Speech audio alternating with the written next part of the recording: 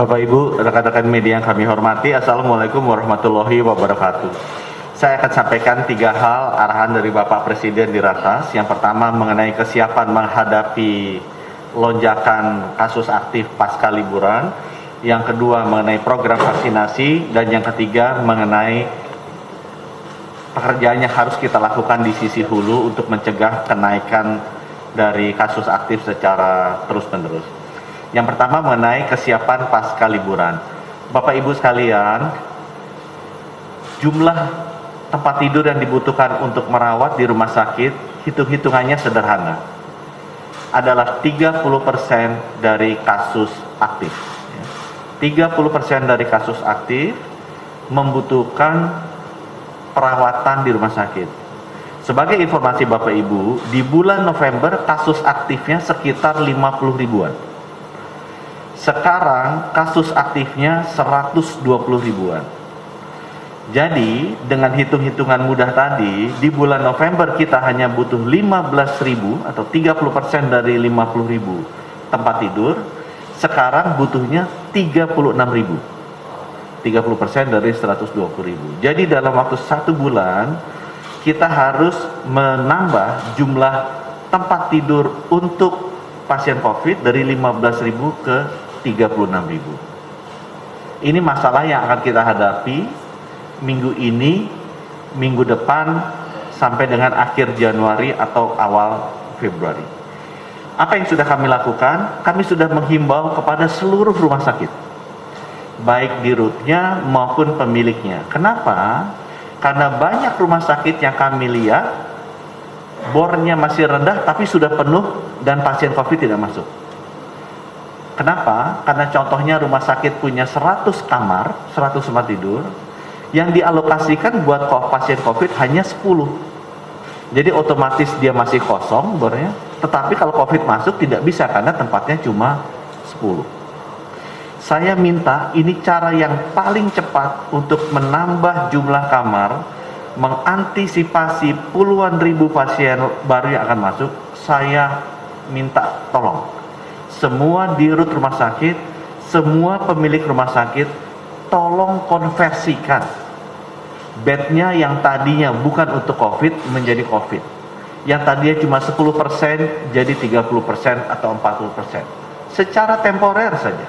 Sambil kita bisa menghadapi lonjakan yang membutuhkan puluhan ribu bed baru.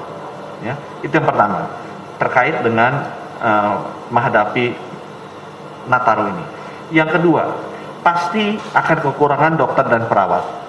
Saya sudah merelaksasi beberapa aturan yang mengizinkan agar perawat-perawat yang belum memiliki surat tanda registrasi atau STR resmi boleh langsung masuk bekerja. Itu ada sekitar 10 ribu.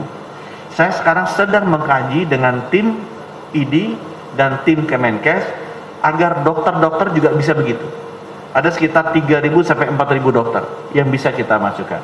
Jadi di masa pandemi ini memang kita butuh juga tenaga-tenaga perawat karena kasihan mereka sudah letih yang ada sekarang.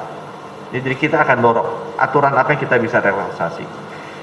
Yang ketiga yang juga akan kami lakukan mengenai tambahan obat dan fasilitas. Itu banyak obat-obat yang dibutuhkan seperti anti imunoglobulin, anti interleukin 6, kemudian plasma konvalesen. Ada juga fasilitas seperti high flow nasal cannula yang dibutuhkan ya untuk bukan ventilator ya. Ini yang sebelum ventilator. Itu nanti akan kita siapkan. Tapi saya juga minta menghimbau rumah sakit di bawah saya punya anggaran sendiri. Kemudian Pemda juga tolong dibantu obat-obatan fasilitas ini disiapkan.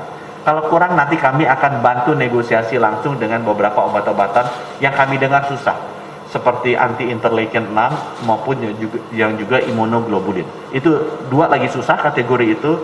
Saya akan panggil sore ini dan saya akan minta supaya mereka bisa menyediakan. Yang terakhir ini buat masyarakat terkait dengan pandemi pasca liburannya. Bapak Ibu, rumah sakit itu akan penuh karena memang kasus aktifnya naik, 30%-nya naik. Yang saya ingin sampaikan, kita mesti memperhatikan, mesti mendengarkan, mesti melihat kondisi dari nakesnya kita.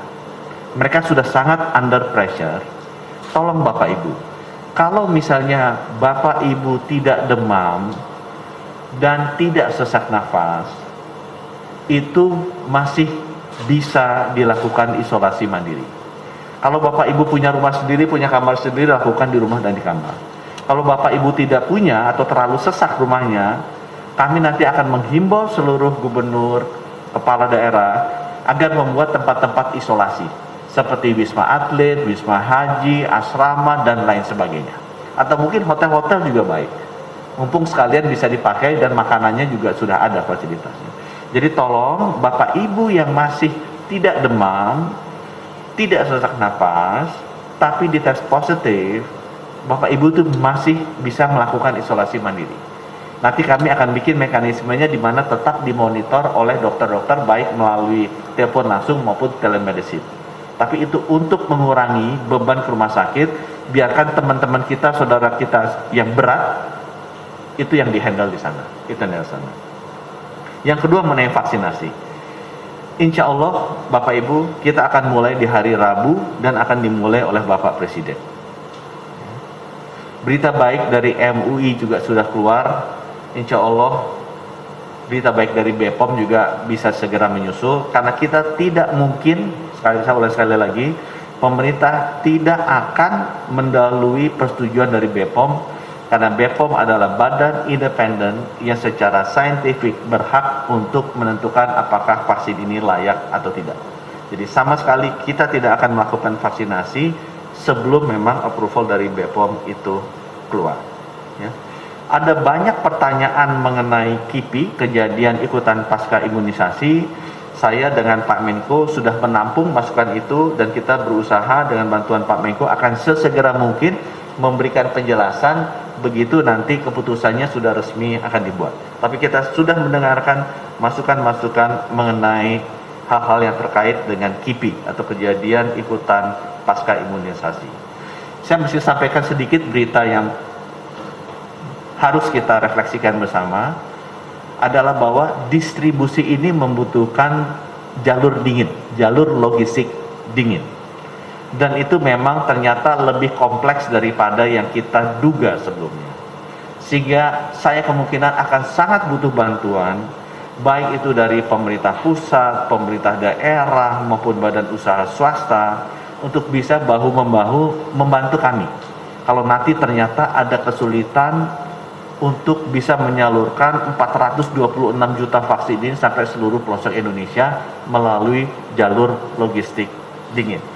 Kalau saatnya tiba, nanti mohon teman-teman, mari kita bantu bersama-sama. Ya. Ada sedikit berita baik, 15 juta bahan baku vaksin akan datang insya Allah besok dari Sinovac. Ini akan bisa diproses oleh Bio Farma dalam jangka waktu 1 bulan. Sehingga nanti di awal Februari kita sudah punya 12 juta vaksin jadi dari 15 juta bahan baku ini. Ada berita baik juga disampaikan oleh Ibu Menlu, kerjasama multilateral kita dengan Gavi juga kelihatannya akan menghasilkan keputusan yang baik. Diharapkan bahwa minimal 54 juta dosis, maksimal bisa menjadi 108 juta dosis, vaksin gratis kita bisa dapatkan dari Gavi. Dan berita baiknya mungkin itu bisa datang lebih cepat, either di akhir Februari atau di awal Maret. Dan vaksin yang datang dari Gavi pilihannya adalah Pfizer, AstraZeneca yang sudah dapat izin EUA-nya, yang belum dapat izin EUA-nya, dan Moderna. 3 itu Pfizer, AstraZeneca, Moderna yang sudah dapat izin persetujuan dari negara asalnya, dan ada satu lagi Novavax. Kami sekarang lagi berdiskusi dengan Pak Menko, jenis apa yang kita mau ambil. Karena vaksin-vaksin ini, Bapak Ibu, ini bisa diberikan di atas usia 60 tahun. Di atas usia 60 tahun. Mungkin yang terakhir yang kami ingin sampaikan, Bapak Ibu, apa yang kita lakukan itu sifatnya semua dihilir. Semua itu menghandle akibatnya. Semua itu reaktif. Kita harus pelan-pelan bergeser ke cara penanganannya proaktif di hulu dan penyebabnya. Kita sekarang sibuk ngepel lantai karena setiap kali hujan bocor kita mesti ngapel lantai. Tapi kita kadang-kadang lupa bahwa yang harusnya kita lakukan adalah menambal atapnya. Untuk itu Bapak Ibu, yang namanya menambal atap, yang namanya sisi hulu agar rumah sakitnya tidak penuh, tidak banyak saudara kita meninggal, tidak banyak tenaga kesehatan kita yang juga terpapar, tolong kita harus, saya ulang lagi, kita harus membantu mereka dengan mentaati protokol kesehatan. Kita harus selalu memakai masker, kita harus selalu menjaga jarak, dan kita harus selalu mencuci tangan. Bapak Ibu, kalau kita lihat banyak video yang berkeliaran menunjukkan bahwa orang sudah lupa 3 hal ini penting. Siapa yang akan terkena? Yang akan terkena adalah teman-teman kita, saudara-saudara kita, terutama tenaga kerja kesehatan yang sampai saat ini sudah lebih dari 500 meninggal dunia. Tolong Bapak Ibu, sekali lagi saya minta tolong, patuhi protokol kesehatan, pakai masker, jaga jarak, cuci tangan, dan jangan berkerumun. Jangan berkerumun.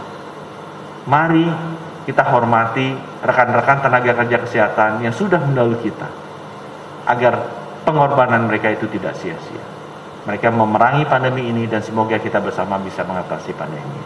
Terima kasih. Wabillahi taufiq wal hidayah. Wassalamualaikum warahmatullahi wabarakatuh.